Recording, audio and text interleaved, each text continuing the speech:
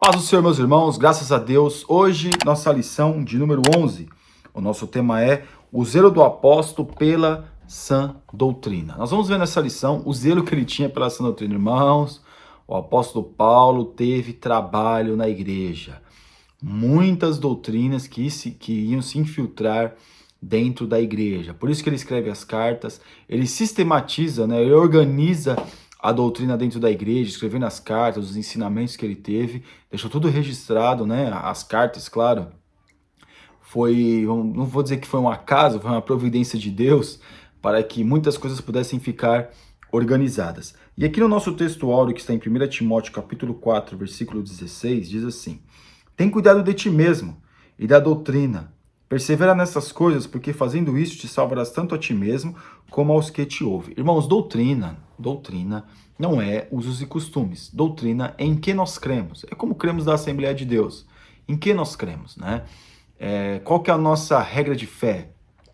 Em que nós nos baseamos para acreditar em algumas linhas teológicas, como a questão da salvação, que nós não acreditamos em predestinação, nós cremos em livre-arbítrio, nós cremos no arrebatamento da igreja, nós não cremos, meus irmãos, que Deus criou, pode ter o casamento homem com homem ou mulher com mulher. Nós não cremos nisso, nós sabemos que isso é totalmente errado, totalmente fora do contexto bíblico. Mas algumas igrejas aderiram a essas práticas, claro que querer comparar casamento com homem e mulher com arrebatamento da igreja é uma coisa um pouco distante, mas apenas um exemplo. Aqui na verdade prática, a Igreja de Cristo é a única instituição divina na Terra que persevera e defende a sã doutrina diante dos enganos e males das heresias. Heresia, meus irmãos, tudo aquilo que é contrário, tudo aquilo que está fora, tudo aquilo que é herético, ou seja, a pessoa está trazendo uma mensagem totalmente distorcida, algo que não condiz com aquilo que aprendemos ou aquilo que nós temos a certeza, é uma heresia. Talvez, e é bem possível, que aquilo que nós cremos como igreja, se a gente pensar o islamismo, ele vê nós como pessoas heréticas, como pessoas de heresia. Se nós vermos nós, que não guardamos os sábados, formos uma igreja que às vezes tem essa prática, pode ver a gente como uma seita, como uma heresia. Não estou dizendo que isso acontece, mas é possível.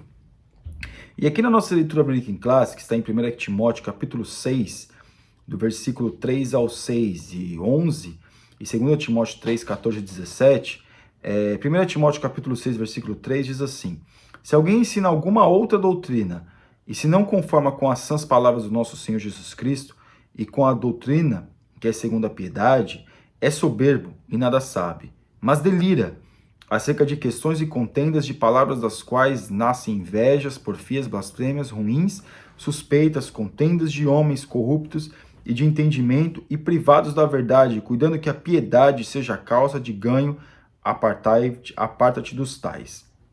Aqueles que têm cara de piedade, irmãos, não pense que todos aqueles que sobem em cima do púlpito, muitos cometem heresias, muitos ensinam coisas, trazem mensagens para o povo que não tem nada a ver com Bíblia, meus irmãos, não tem nada a ver. É que as pessoas muitas das vezes não analisam as escrituras e acaba sendo levada por todo o vento de doutrina. Mas nós temos que ler a Bíblia. Nós temos que absorver aquilo que o irmão, o pastor da igreja, está trazendo de melhor acerca do ensinamento bíblico. Nós temos que valorizar muitas vezes a mensagem que confronta o nosso pecado, que confronta o desejo do nosso coração que está errado. É essa mensagem que nós temos que valorizar, não aquelas que amassageiam o nosso ego. Porque às vezes essas que amassageiam o nosso ego está cheio de heresias ali, imperceptíveis, que a gente acha que é imperceptível, mas quem analisa bem não é julgando aquele que está pregando, mas sim julgando aquilo que está sendo pregado. Então nós vemos aqui, ou ensinado. Então nós vemos aqui o apóstolo Paulo escrevendo a Timóteo, alertando a Timóteo acerca dessas coisas que iriam acontecer, que estavam acontecendo, e claro, esses ensinamentos vêm para nós até hoje, e a gente sabe que hoje isso tem acontecido muito, demais da conta. Aqui em 2 Timóteo capítulo 3, no versículos 15, e que desde a tua meninice sabes as sagradas letras, que podem fazer-te sábio para a salvação, pela fé que há em Cristo Jesus. O Timóteo aqui, o apóstolo Paulo escrevendo a Timóteo, né? Ele já acompanhava o ministério de Timóteo. Nós vemos que o apóstolo Paulo fala, olha, guarda essas letras que você aprendeu. Não queira inovar. Inovar é boa essa, hein? Infelizmente, falando a questão da inovação, né? Tem muitos que estão inovando, né? Nossa, a gente tem que inovar. E acaba, meus irmãos, inova tanto que comete muitas heresias, milhares de heresias. Porque quer inovar o evangelho, quer inovar aquilo que está escrito. Mas isso a gente vai continuar falando aqui.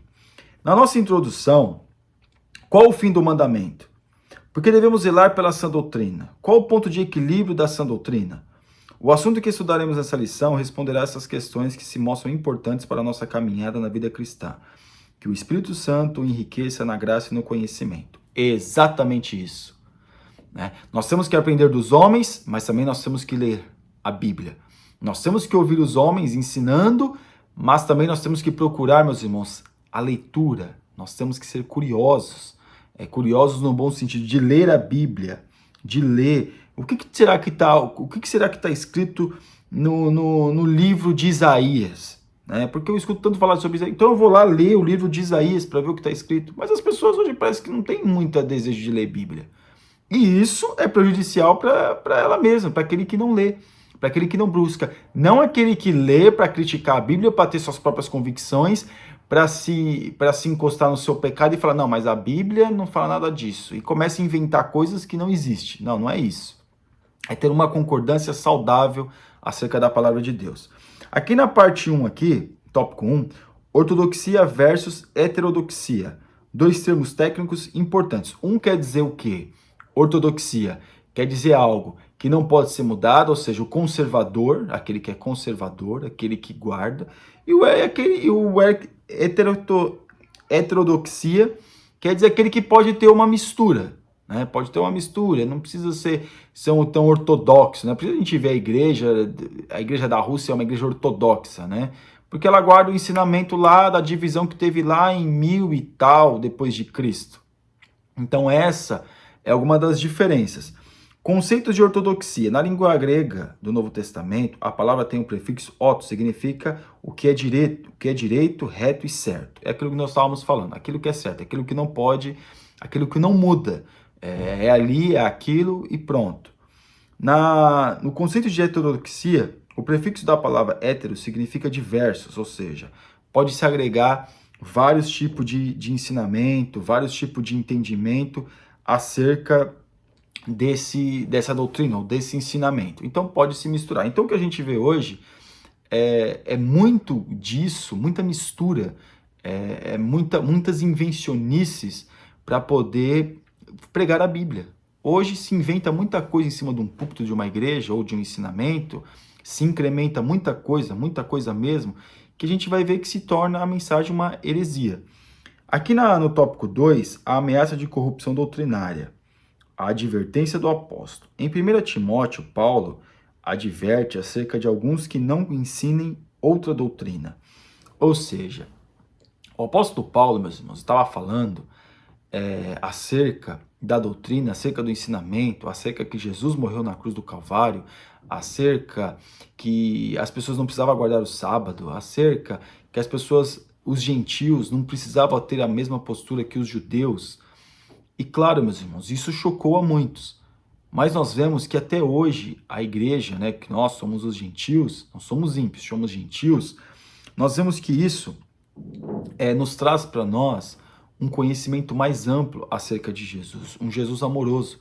E nós temos alguns conceitos, conceitos espirituais, como o quê? O sábado.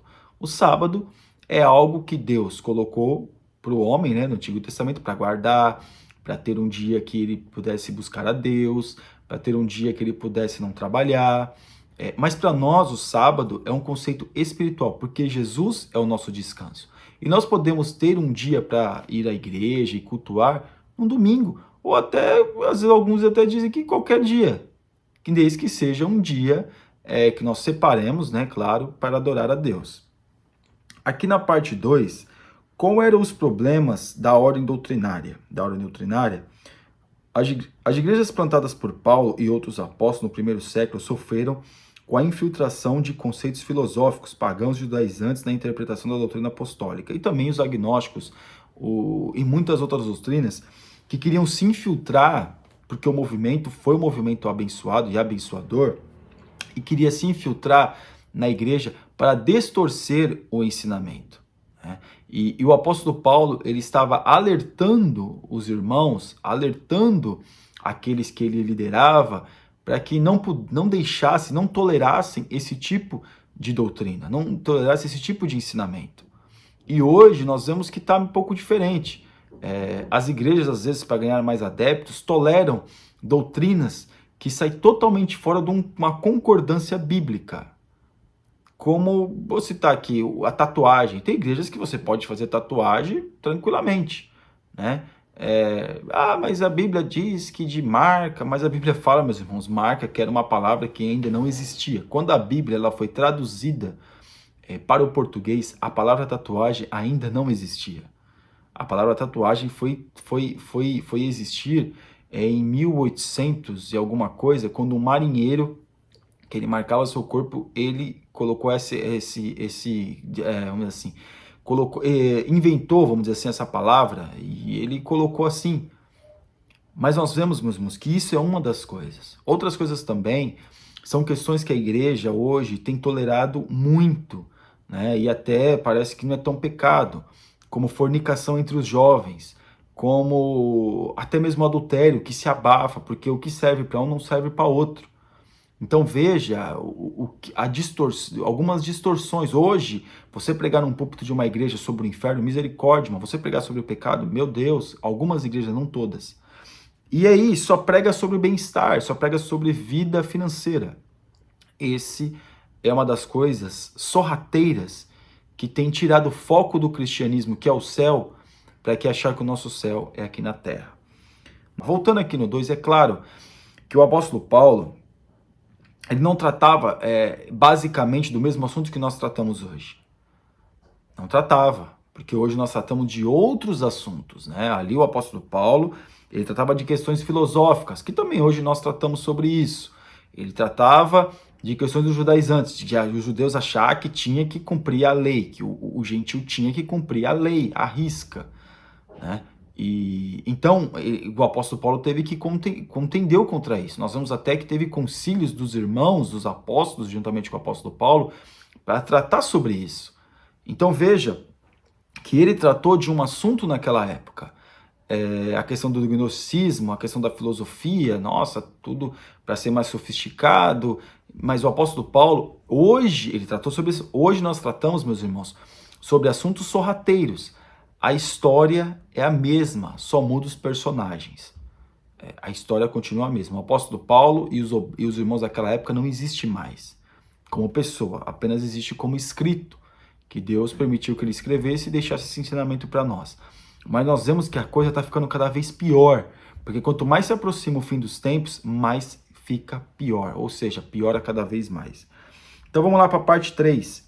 Fábulas e genealogias intermináveis. No tempo de Paulo, havia os mestres falsos que propagavam fábulas e lendas da vida judaica, como o culto aos anjos. Isso é uma questão que acontece ainda muito hoje, né? Se faz muito alusão aos anjos, né? O anjo aqui, ó, o anjo tá ali, ó, não sei o quê, ó, aquele irmão que vai pregar. Eu quero 2 anjos, 2 serafins na porta da igreja, 2 querubins. Irmão, isso é tudo bobagem, tudo besteira. Desculpa a expressão, mas é besteira, é bobagem. Isso aí é fábulas, isso aí são coisas que não existem.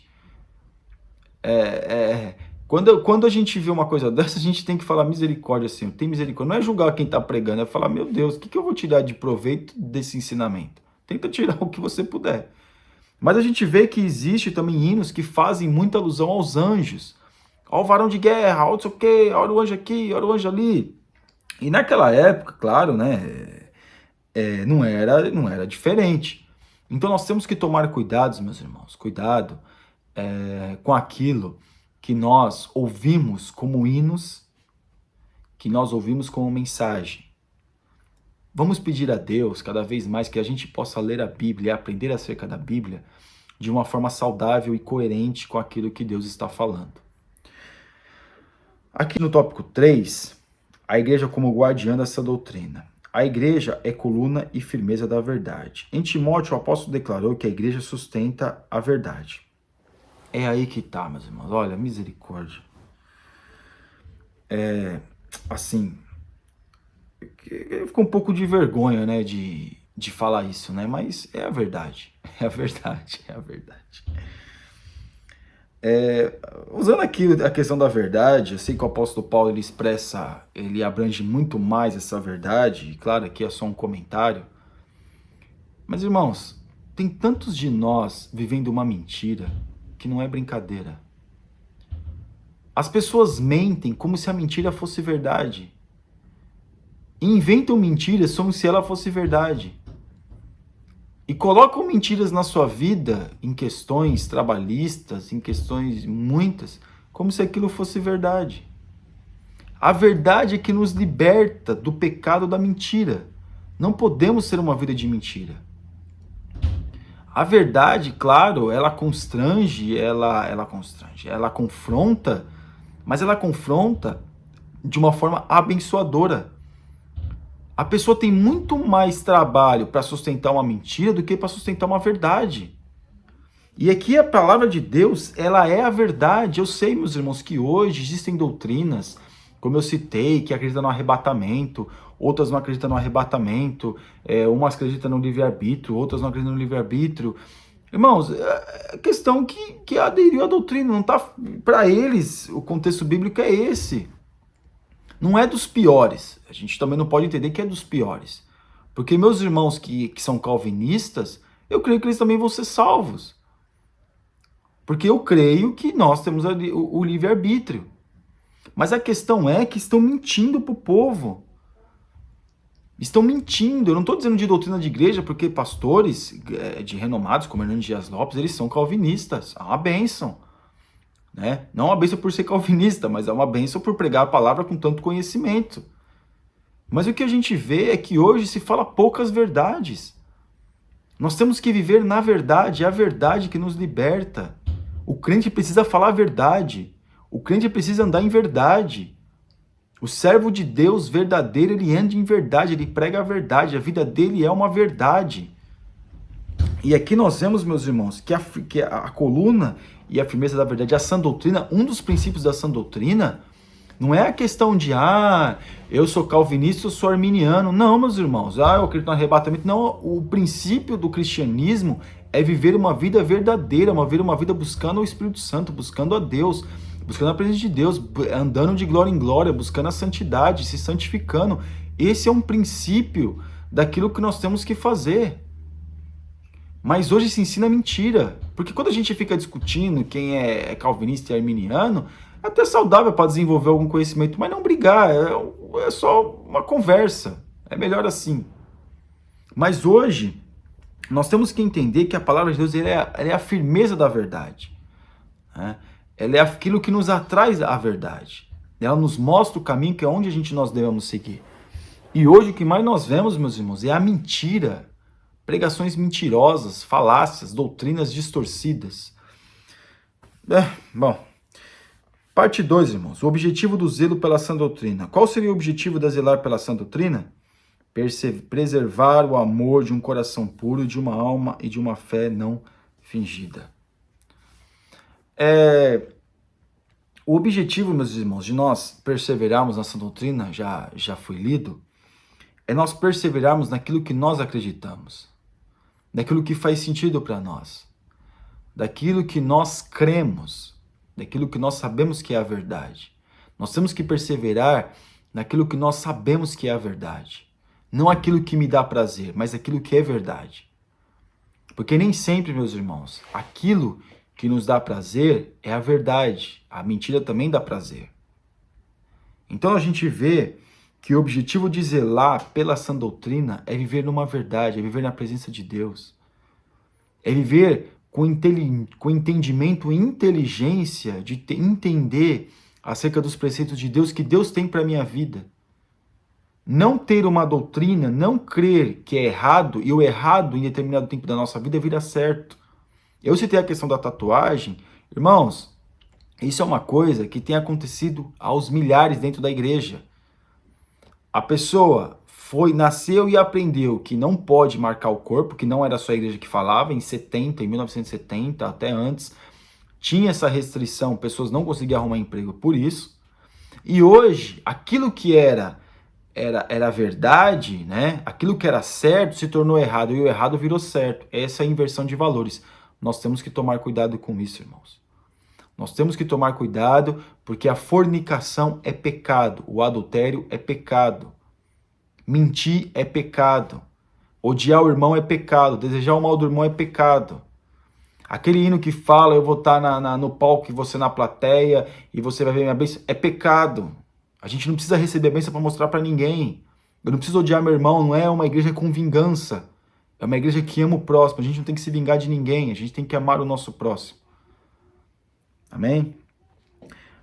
A primazia do amor, parte 3. O fim do mandamento é o amor. Se nós amarmos o nosso irmão, como a gente aprendeu já na aula 10, nós vamos ver, meus irmãos, que a gente cada vez mais estamos nos aproximando de Deus. Cada vez que eu amo o meu irmão, eu me aproximo da presença de Deus, eu me aproximo da graça de Deus, eu me aproximo cada vez mais de entender e desfrutar daquilo que é Deus. Amém? E a nossa conclusão. A Bíblia, a palavra de Deus, é a fonte genuína para a doutrina cristã. Por isso, precisamos ser dedicados estudantes das Sagradas Escrituras ao fim de que zelemos pela sã doutrina. Levemos em conta que a finalidade dela é o amor, para, em Cristo, vivermos com um coração puro e uma fé não fingida. A exemplo de Paulo, somos chamados para zelar pelo ensino de Cristo, a fim de edificar a igreja do Senhor. Persevere naquilo que você aprendeu. Ah, mas no trabalho, os irmãos, as pessoas cometem adultério, traz as suas esposas, a esposa traz seu esposo, não interessa, é um problema dele, não é problema seu. Faça aquilo que você aprendeu. Ah, mas na escola os jovens estão fornicando, fazem tatuagens, mas você aprendeu que isso é errado. Então pratica, zele pelo aquilo que você aprendeu. Amém? Que Deus abençoe os irmãos em nome de Jesus. Fique na paz, irmãos. Deus abençoe.